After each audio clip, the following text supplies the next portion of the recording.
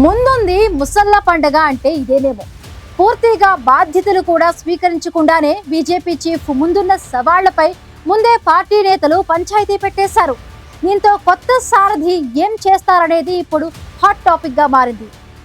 హేమీలను కాదని పార్టీ పగ్గాలు అప్పగించిన తాజా పరిణామాలతో సీనియర్ల సహకారంపై తొలి రోజే అనుమానపు మేఘాలు కమ్ముకోవడం కమలం పార్టీలో చర్చకు దారితీస్తోంది.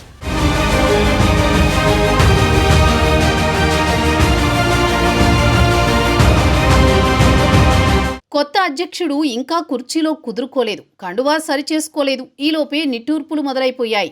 ఏపీ బీజేపీ అధ్యక్ష పదవి కోసం ప్రయత్నించిన ఎమ్మెల్యే ఆదినారాయణ రెడ్డితో పాటు మాధవ్ అభ్యర్థిత్వాన్ని తొలి నుంచి వ్యతిరేకిస్తున్న బీజేఎల్పీ నేత విష్ణుకుమార్ రాజు వ్యాఖ్యలు వైరల్ అవుతున్నాయి. మాధవ్కి అధ్యక్ష పదవి ముళ్లకిరీటంగానే కనిపిస్తోందన్న వ్యాఖ్యలు పార్టీ వర్గాల్లో వినిపిస్తున్నాయి. బీజేపీకి 5% పదవులే ఇస్తామన్న టీడీపీ విధానాన్ని విష్ణుకుమార్ రాజు ఆదినారాయణ రెడ్డి బాహాటంగానే వ్యతిరేకించి ఆ కోటాని పెంచాలని డిమాండ్ చేశారు. కొత్త అధ్యక్షుడిపై ఇది ప్రత్యక్షంగా మాధవ్పై ఒత్తిడి పెంచడమే అన్న వాదన కూడా వినిపిస్తోంది. దగ్గుబాటి పురంధేశ్వరి అధ్యక్షురాలిగా ఉండగానే ఎన్నికలు జరిగి కూటమి ఏడాది పాలన పూర్తయింది. ఏ వివాదాలు లేకుండానే ఆమె ప్రయాణం సాగింది. కానీ మాధవ్ వచ్చి రాగానే టీడీపీపై ఉన్న అసంతృప్తిని బయటపెట్టి మాధవ్కి పెద్ద టార్గెట్టే పెడుతున్నారు కొందరు నేతలు. అధ్యక్షుడిగా ఎంపికయ్యాక జరిగిన తొలి సమావేశంలోనే ఆయన్ని ఇబ్బందుల్లోకి నెట్టివేయడం పార్టీలో చర్చకు దారితీసింది. కూటమి ప్రభుత్వం అధికారంలోకి వచ్చాక పదవుల పంపకాల్లో బీజేపీకి 5%, జనసేనకు 15% పదవులిచ్చే సంప్రదాయం కొనసాగుతోంది. దీంతో పార్టీ కోసం పనిచేసిన సీనియర్లకు అన్యాయం జరుగుతోందన్న అసంతృప్తి ఇన్నాళ్లు అంతర్లీనంగా ఉంది. ఏ సందర్భంలోనూ ఆ అసంతృప్తిని ఎవరూ బహిరంగంగా వ్యక్తం చేయలేదు. ప్రధానంగా పురంధేశ్వరి అధ్యక్షురాలిగా ఉన్నన్నాళ్ళు ఎవరూ ఈ పాయింట్ మాట్లాడలేదు. మాధవ్ అధ్యక్ష బాధ్యతలు స్వీకరించిన రోజే పదవుల వాటాపై కొందరు అసంతృప్తి స్వరం వినిపించడం పార్టీ వర్గాల్లో చర్చనీయాంశమైంది.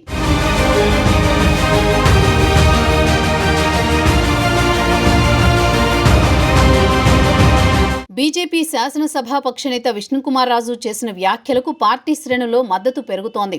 కూటమిలో బీజేపీ చేరకపోతే పరిస్థితి ఏంటన్నది ప్రభుత్వానికి తెలియజేయాలని, డబుల్ ఇంజిన్ సర్కారులో బీజేపీకి కేవలం 5% వాటా అంటే ఎలా అని ప్రశ్నించారు విష్ణుకుమార్ రాజు.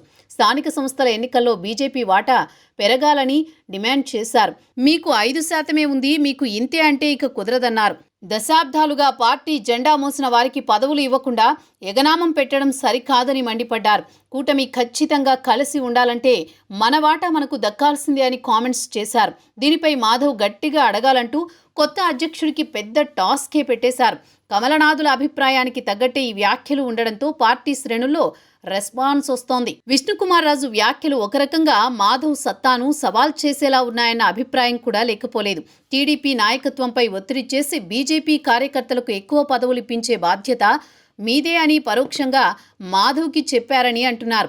5% కోటా పరిమితిని పెంచి బీజేపీకి పెద్దపీట వేయించే బాధ్యత కూడా మాధవ్దే అని రాజు చెప్పకనే చెప్పారని అంటున్నారు. మరో ఎమ్మెల్యే ఆదినారాయణ రెడ్డి కూడా అటూ ఇటుగా కార్యకర్తల పక్షానే కామెంట్స్ చేశారు. కూటమిని కాపాడుకునేందుకు కేంద్ర నాయకత్వం మాధవ్ని రాష్ట్ర అధ్యక్షుడిగా నియమించిందని, కూటమిలో మాధవ్ కృష్ణుడి పాత్ర పోషించాలన్నారు. కడప నాయకుడు మాధవుడంటే కృష్ణుడు, మాధవ్ కృష్ణనీతి పాటించాలన్నారు ఆదినారాయణ రెడ్డి.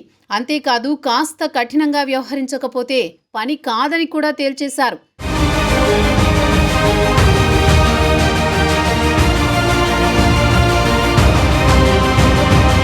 మనకు 10 ఎమ్మెల్యే సీట్లు, 6 పార్లమెంటు నియోజకవర్గాలే ఇచ్చారు. 12 మంది ఎంపీలు, 20 మంది ఎమ్మెల్యే సీట్లు ఇచ్చే పరిస్థితి కల్పించాల్సిన బాధ్యత మాధవ్పై ఉందన్న ఆదినారాయణ రెడ్డి వ్యాఖ్యలకు కార్యకర్తల నుంచి భారీగా చప్పట్లు పడ్డాయి. కూటమిలో బీజేపీ చేరకపోతే తమకు పోటీ చేసే అవకాశం దక్కేదని, కూటమి కట్టిన తర్వాతైనా న్యాయం జరిగిందా అంటే అదీ లేదని నేతలు కుండబద్దలు కొడుతున్నారు.